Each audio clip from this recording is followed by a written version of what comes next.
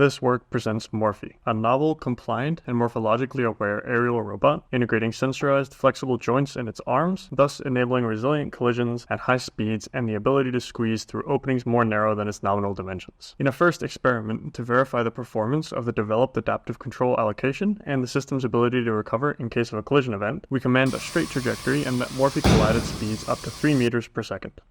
In the second experiment, we demonstrate the ability of the system to passively morph its shape and squeeze to fit through openings that are smaller than its nominal dimension. Morphy here is commanded to fly a straight line trajectory, while a wedge-shaped obstacle is placed in its path.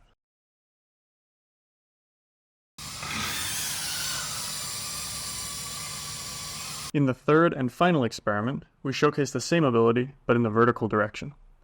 The robot is once again commanded to fly a straight line trajectory and safely squeeze through a vertical wedge, again more narrow than its nominal dimension.